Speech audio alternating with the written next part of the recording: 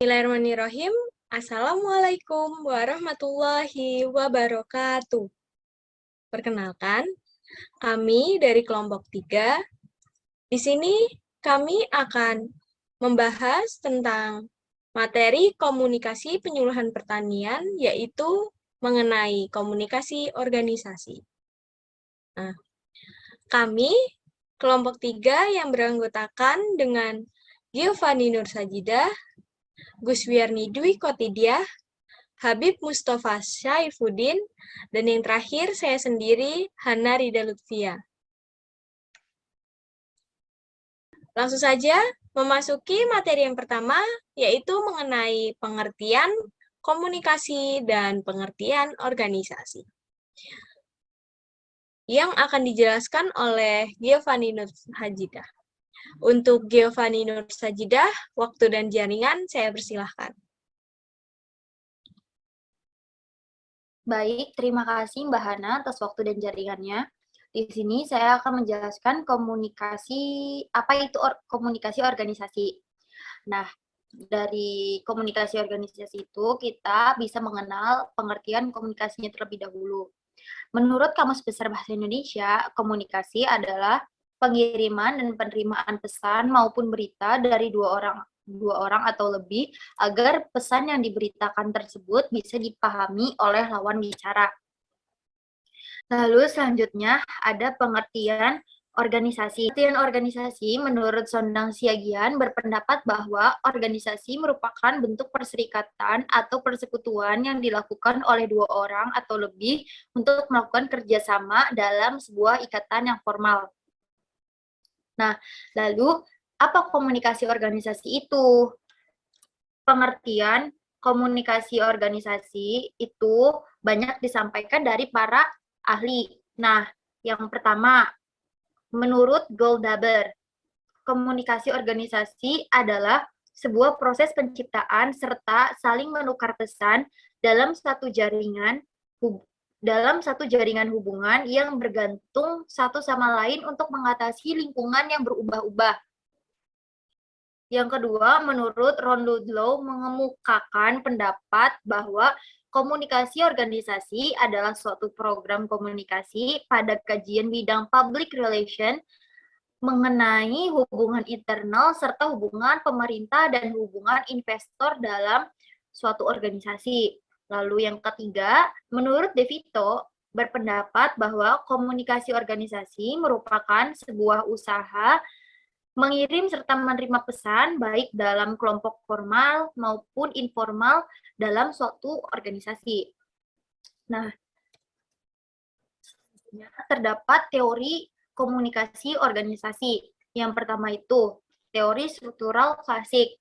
Teori struktural klasik merupakan menjelaskan bahwa organisasi digambarkan sebagai sebuah lembaga yang sentral akan tugas-tugasnya, serta memberikan petunjuk mekanis strukturalnya yang bersifat kaku, monoton, dan tanpa inovasi. Lalu yang kedua ada teori neoklasik atau hubungan manusia. Teori ini diperkenalkan oleh Elton Mayo dan muncul karena adanya ketidakpuasan dari teori struktural klasik tersebut. Lalu yang ketiga ada teori fusi. Teori ini diperkenalkan oleh Bakke dan pada tahun 1975 yang disempurnakan oleh Argyris. Teori fusi ini berawal dari kesadaran Bakke mengenai kepuasan minat manusia yang berbeda-beda dalam satu birokrasi maupun organisasi. Yang akhirnya, Bakke memiliki pendapat bahwa organisasi pada tahap-tahap tertentu akan mempengaruhi seorang individu. Nah, lalu yang keempat ada teori peniti penyambung atau the linking pin model. Teori ini dikembangkan oleh René Slickert yang menggambarkan mengenai struktur organisasi yang saling berkaitan dengan beberapa, dan teori Likert ini menjelaskan bahwa terdapat penyelia yaitu anggota dari dua organisasi atau kelompok tersebut. Penyelia ini berfungsi sebagai penyambung atau seseorang yang mengikat kelompok kerja satu dengan yang lainnya. Lalu yang kelima ada teori sistem sosial. Dalam teori ini menyatakan bahwa hubungan antara manusia memungkinkan suatu organisasi untuk dapat bertahan lebih lama daripada orang-orang yang ada di dalamnya. Lalu yang keenam ada teori public relation. Nah, teori public relation ini dikatakan oleh Ron Ludlow merupakan kajian pada teori public relation. Teori ini menyatakan upaya yang dilakukan secara terencana dan berkesinambungan secara utuh atau menyeluruh oleh suatu organisasi. Lalu yang terakhir ada teori kepemimpinan. Nah, teori ini menyebutkan bahwa pemimpin suatu organisasi maupun kelompok merupakan sosok yang penting untuk membantu anggota memenuhi kebutuhan serta mencapai tujuan kelompok atau organisasi secara bersama-sama. Lalu selanjutnya ada jenis komunikasi organisasi dan penyuluhan. Nah, jenis komunikasi ini tuh dibagi menjadi dua, ada internal dan eksternal, dan dibagi menjadi 3 kategori, yaitu antara pribadi, kelompok, dan massa. Untuk teori fusi ini bisa diabaikan saja. Nah, untuk komunikasi internal merupakan komunikasi yang fokus kepada interaksi serta upaya untuk membangun atau menguatkan relasi antar sesama anggota organisasi tersebut. Contohnya, upaya mengubah suatu visi yang sudah ada sejak organisasi tersebut berdiri harus dilakukan dengan musyawarah dengan anggota organisasi. Singkatnya adalah komunikasi internal ini tuh ketika ingin mengambil keputusan. Lalu yang kedua ada komunikasi eksternal. Berarti komunikasi yang dibangun fokus kepada pihak di luar organisasi tersebut. Jenis komunikasi eksternal ini biasanya digunakan ketika organisasi tersebut memiliki acara dan membutuhkan sponsor. Nah, ini tuh bertujuan untuk mendapatkan kerjasama pihak dari luar organisasi untuk membantu keberlangsungan acara yang ada. Lalu komunikasi itu dapat digolongkan ke dalam 3 kategori. Yang pertama, komunikasi antara pribadi. Dalam penerapannya itu, komunikasi ini tuh antar pribadi atau individu dalam usaha menyampaikan informasi yang dimaksudkan untuk mencapai kesamaan pengertian, sehingga dengan demikian dapat tercapai keinginan bersama. Nah, yang kedua ada komunikasi kelompok. Komunikasi ini komunikasi yang terjadi di dalam kelompok. Nah, yang ketiga ada komunikasi massa. Komunikasi massa ini dilakukan dengan melalui alat, yaitu media massa yang meliputi media elektronik atau media cetak. Lalu selanjutnya itu ada fungsi komunikasi menurut Ronald Adler dan George Rodman, pertama downward communication, yaitu komunikasi yang berlangsung ketika orang-orang yang berada pada tataran manajemen mengirimkan pesan kepada bawahannya. Fungsi arus komunikasi ini tuh dari atas ke bawah, berarti dari pimpinan ke bawahan. Itu tuh memiliki beberapa tahapan. Yang pertama, pemberian instruksi kerja. Yang kedua, penjelasan dari pimpinan. Yang ketiga, penyampaian informasi kepada bawahan. Yang keempat, pemberian motivasi kepada karyawan-karyawan. Nah, lalu yang kedua ada upward communication.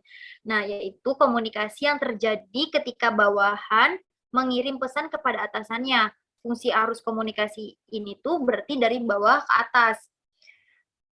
Nah, dalam penyampaiannya itu, yang pertama penyampaian informasi tentang pekerjaan ataupun tugas kepada pimpinan. Yang kedua, penyampaian informasi tentang persoalan-persoalan pekerjaan atau tugas ke pimpinan. Yang ketiga, penyampaian saran-saran dan perbaikan dari bawahan. Dan yang keempat, penyampaian keluhan dari bawahan kepada pimpinan. Lalu yang ketiga itu ada horizontal communication, yaitu tindakan komunikasi ini berlangsung di antara para karyawan atau bagian yang memiliki kedudukan yang setara. Fungsi dari komunikasi horizontal ini, yang pertama memberikan koordinasi tugas, yang kedua upaya pemecahan masalah, dan yang ketiga saling berbagi informasi satu sama lain. Terima kasih kepada Mbak Giovanni. Selanjutnya, materi mengenai fungsi komunikasi organisasi akan dijelaskan oleh Mbak Guswiarni Dwi Kotidia. Untuk Mbak Guswiarni Dwi Kotidia, waktu dan jaringan saya persilahkan. Baik, terima kasih kepada Mbak Hana atas waktu dan jaringannya. Selanjutnya saya akan menjelaskan tentang fungsi komunikasi organisasi menurut Sejaya. Yang pertama adalah fungsi informatif. Dijelaskan oleh Sejaya bahwa organisasi bertindak sebagai suatu sistem yang memproses informasi. Proses informasi yang hadir dalam organisasi tersebut diharapkan mampu memberikan dan menerima informasi dengan baik demi tercapainya kelancaran dalam organisasi tersebut. Yang kedua, fungsi regulatif. Fungsi regulatif ini berkaitan dengan peraturan-peraturan yang berlaku dalam suatu organisasi. Yang ketiga, fungsi persuasif. Fungsi ini dilakukan oleh pemimpin organisasi untuk mempersuasi anggotanya daripada memerintah anggotanya untuk melakukan sesuatu. Kemudian fungsi integratif, berkaitan dengan penyediaan saluran atau hal-hal yang dapat mempermudah dalam melaksanakan tugas tertentu dengan baik.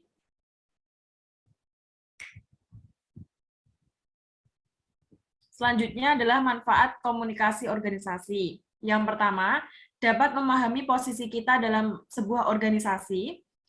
Yang kedua, dapat memperkuat hubungan antar anggota. Yang ketiga, mempermudah tercapainya tujuan organisasi. Yang keempat, membuat seorang individu menyesuaikan diri serta menempatkan diri dengan baik dalam organisasi. Dan yang terakhir adalah mengetahui tugas seorang pemimpin dan anggota dalam suatu organisasi.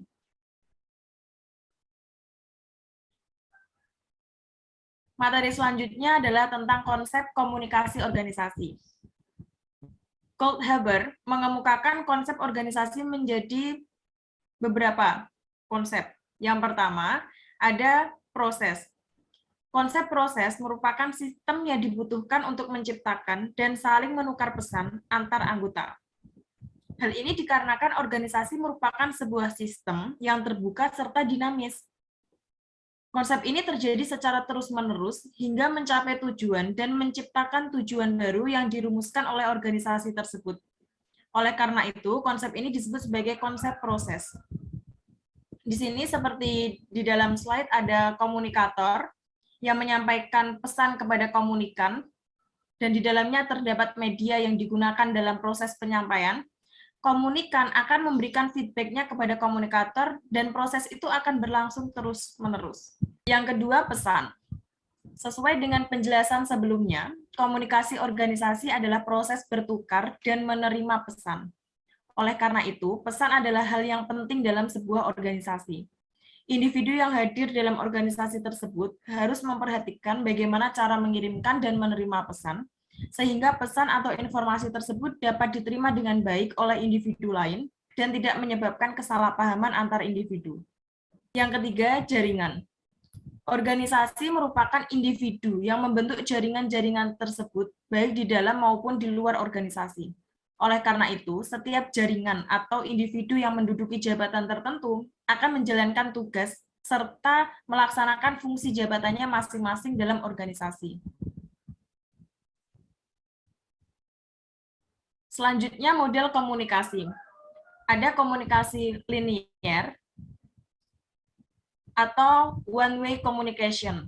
Dalam model ini, komunikator memberikan suatu stimuli dan komunikan melakukan respon yang diharapkan tanpa mengadakan seleksi dan interpretasi. Komunikasinya akan bersifat monolog, jadi terjadi secara satu arah. Yang kedua, model komunikasi interaksional. Model komunikasi ini adalah kelanjutan dari model yang pertama tadi, yang linear. Pada tahap ini sudah terjadi feedback atau umpan balik. Komunikasi yang berlangsung bersifat dua arah dan ada dialog, di mana setiap partisipan memiliki peran ganda. Dalam arti, pada suatu saat bertindak sebagai komunikator, pada saat yang lain bisa bertindak sebagai komunikan. Yang ketiga, model komunikasi transaksional. Dalam model ini, komunikasi hanya dapat dipahami dalam konteks hubungan atau relationship antara dua orang atau lebih.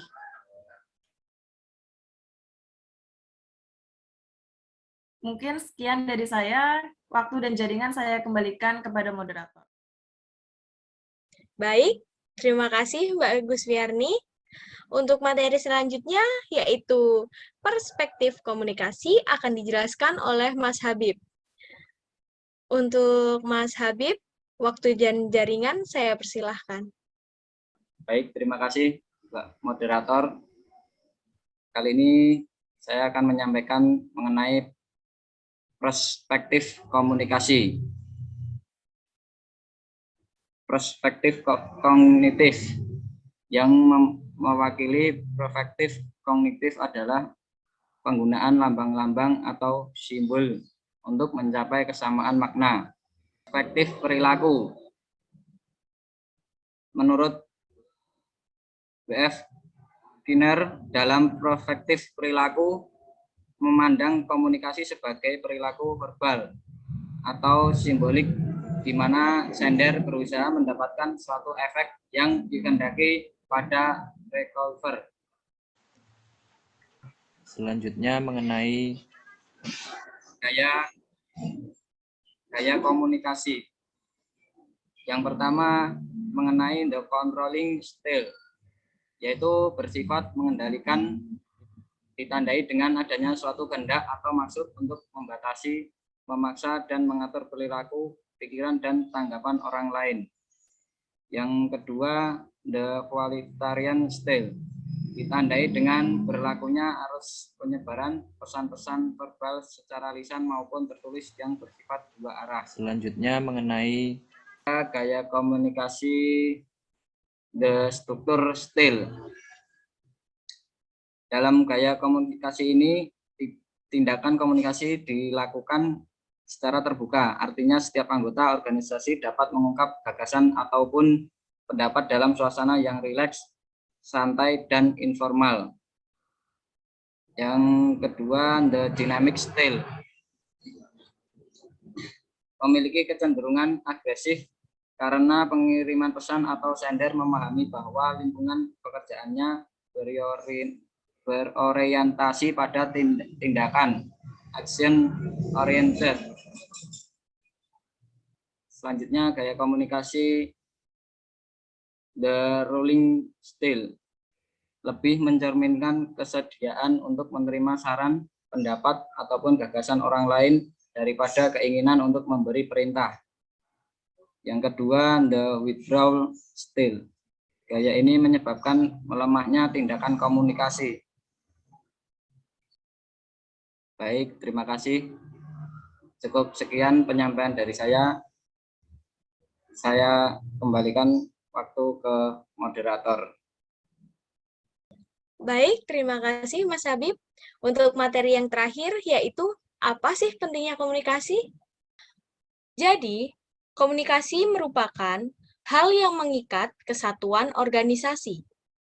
Komunikasi membantu anggota-anggota organisasi mencapai tujuan individu dan juga organisasi, merespon dan mengimplementasikan perubahan organisasi, mengkoordinasikan aktivitas organisasi, dan ikut memainkan peran dalam hampir semua tindakan organisasi yang relevan. Meski demikian, berorganisasi dengan baik tidaklah mudah. Jika sebuah organisasi sampai pada titik di mana komunikasi dalam organisasi tidak efektif, maka organisasi tersebut tidak akan berfungsi. Sebagai penutup, ada sebuah ungkapan, yaitu jika kamu hanya berkomunikasi, kamu hanya bisa bertahan. Tetapi, jika kamu berkomunikasi dengan terampil, kamu akan melakukan keajaiban. Sekian dari kelompok 3. Apabila ada salah, kami mohon maaf. Wassalamualaikum warahmatullahi wabarakatuh.